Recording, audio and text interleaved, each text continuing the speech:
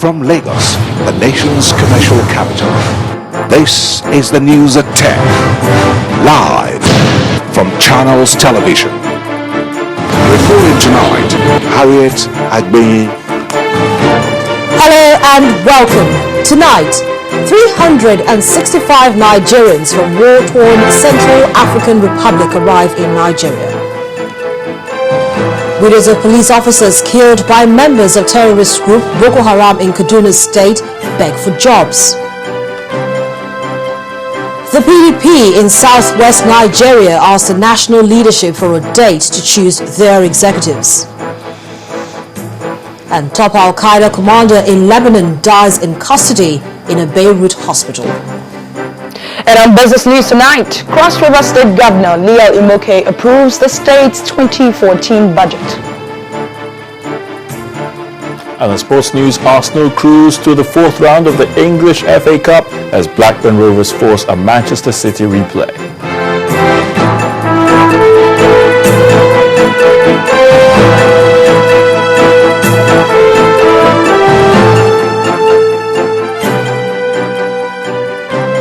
We begin tonight in Abuja, Nigeria's Federal Capital Territory, where the first batch of Nigerians evacuated by the federal government from the war-torn Central African Republic have arrived at the Nnamdi Azikiwe Airport. Receiving the first batch of 365 returnees, officials of the National Emergency Management Agency, the Nigerian Army, and the Foreign Affairs Ministry say evacuation of Nigerians from the country continues for the next 6 days. Our correspondent, Gloria Umezioke, who was at the Nnamdi Azikiwe International Airport last night, reports. Hundreds of stranded Nigerians arriving from Bangui, the capital of the Central African Republic, where the number of people displaced by fighting between Muslim and Christian militias and vigilantes has more than doubled in the past month, owing to increase in violence.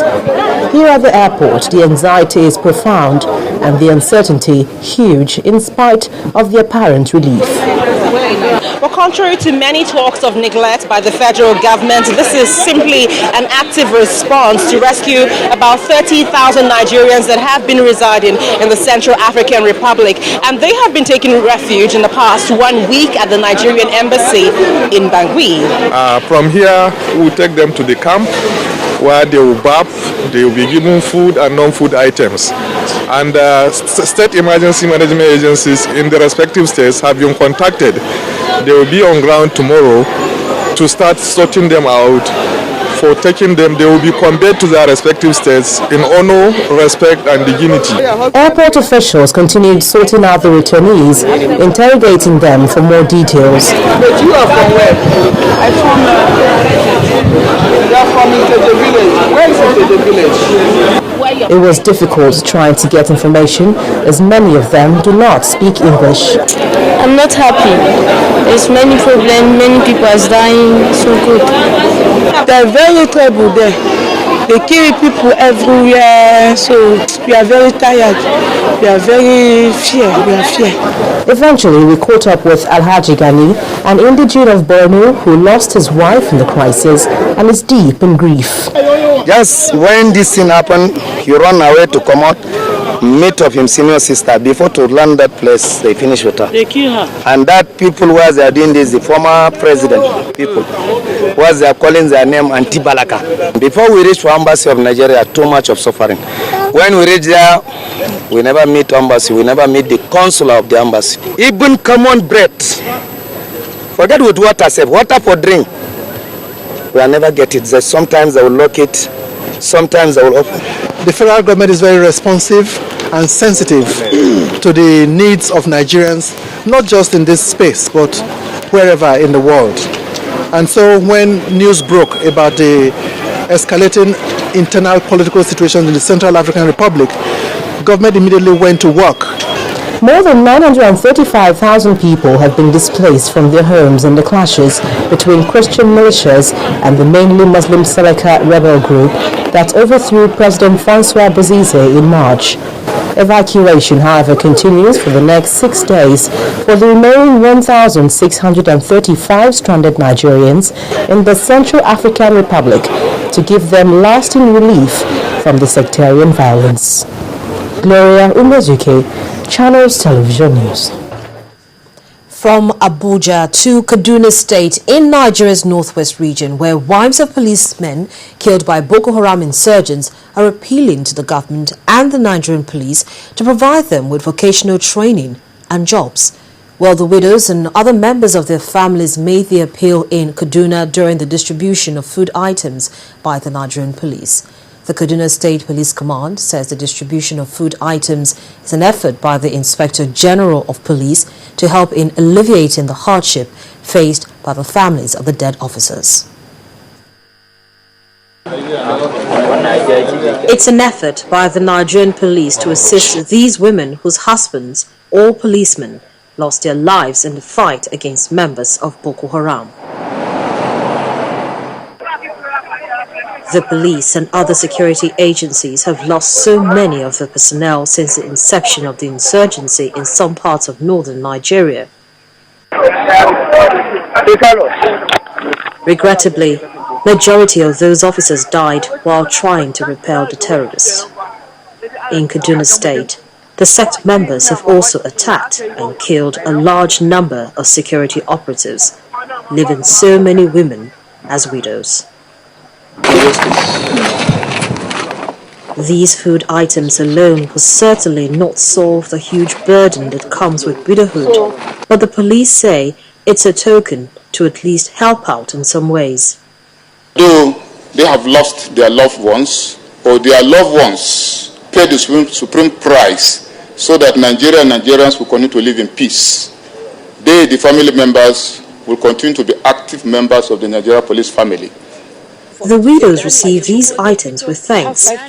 They, however, appeal to the federal government to provide them with better means of livelihood by training them in different skills to enable them fend properly for themselves and their families. Where would help come from? Where would we find resources to cater to our families' needs? We're appealing to the force to help us, especially with funds for our children's education. It's not easy for me to take care of 5 children. I have 5 children, so I'm the only person taking care of these children. It's not easy, so I'm still begging the police. They should help me, please. As a liver twins, I have no choice than to beg them. They should continue. Please try their best, assist, so that they will be assisting me in one way, especially in my son, so that they should recruit him in the Nigerian police force. Like the saying goes, it's better to teach a person how to fish than to give the person fish. This indeed is what these women need, acquiring the skills that will make them less dependent on others and more self-sufficient. Well, the Nigerian Navy says it has arrested 7 people suspected to be oil thieves in Akwa Ibom State. The commander, NNS Jubilee in Ikorabasi, Commodore Isaac Ogbole, says among those arrested are 4 Cameroonians and 3 Nigerians. The naval boss adds that the suspects were caught at Agbani area close to Bakassi local government area, the border between Nigeria and Cameroon. He explains that the suspects were intercepted after intelligence reports indicated that they were traveling from Ibaka Mbo local government area of Akwa Ibom to Cameroon in a boat while pretending to be businessmen dealing on provisions. The suspects were allegedly intercepted with 134 drums of 250 liters each, loaded with petroleum motor spirit, concealed under some assorted provisions while heading towards Cameroon. Meanwhile, the Kaduna State Police Command has paraded 7 suspected members of a gun-running syndicate involved in the sale, manufacture and repair of locally made guns. The Commissioner of Police, Mr. Olufemi Adenaike, says the suspected gun runners were arrested following a tip-off from a member of the public. Mr. Adenaike adds that 7 suspects, including Malam Aliu Yahaya, the village head of Sabongida Kakao in Chikun local government area of the state, were arrested in the operation. According to the police boss, investigations are still ongoing with a view to arresting other members of the syndicate and others involved in the manufacture and repair of locally made guns. Well, some political stories now, and an emergency meeting of the People's Democratic Party in the Southwest has ended in Oyo State, with the participants asking the National Working Committee of the party to expedite action on a new date for the Congress of the party in the zone in order to put executives in place. The meeting notes that only the Southwest zone of the party has no substantive executive in place, and asked the National Working Committee of the party to abide by the mandate given to it at the last NEC meeting to set a date for Southwest Congress. Speaking on behalf of delegates at the meeting, the PDP chairman in Ogun State, Mr. Dayo Lawal, also reaffirmed the zone's support for President Goodluck Jonathan. Mr. Lawal says serious efforts are ongoing among all factionalized leaders of the party to broker peace and unite disgruntled members. The chairman has made it abundantly to let our leaders at the national level to let us know that all the zones in Nigeria are being represented at the national level. It is only the Southwest zone that our executives are not in place. We demand, all 6 states in the Southwest are hereby demanding for a date to be fixed by our national leaders for the Zonal Congress very soon, because this is an election year and we cannot afford to argue during this election year but work together. We are here to confirm our absolute support and the loyalty to our President Jonathan. He is a good leader, and on behalf of all the 6 states in the Southwest, we have called all our delegates and leaders and all the local government chairmen in all the states in the Southwest to confirm that our loyalty to Mr. President Dr.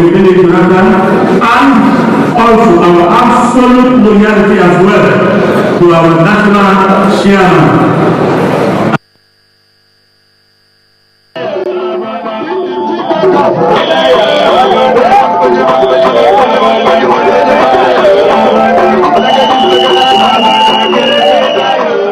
Those visuals there on your screen, that's a sensitization rally by the All Progressives Congress in Obowo local government area in Imo State. But while the PDP is looking at getting their act right in the Southwest, the All Progressive Congress is asking youths in the state to embrace the party ahead of the 2015 general elections. While the Imo State Commissioner for Finance, Chike Okafor, asked the youths in the area to be part of the wind of change that is blowing across the nation, which according to him, the APC has initiated. Mr. Okafor maintains that the party has presented a manifesto that is programmed towards youth empowerment, job creation and qualitative education. He also asked youths in the state to support Governor Rochas Okorocha, who is the chairman of the APC Governors Forum. Series of meetings with the men, with the women, but we felt that we needed a time out with the youths. You know that this is the future of the country, of this country, and I just want to, but I remember that I haven't had a nice time, a time with them to explain the course of the policies and programs and projects of the government. I mean, we can take it for granted that they already know. I mean, we needed a forum like this to interact with them, tell them in clear terms what this government is doing. In part 2, after the break, our review of key events in 2013 takes a look at the judiciary. That's in a moment. Please stay with us.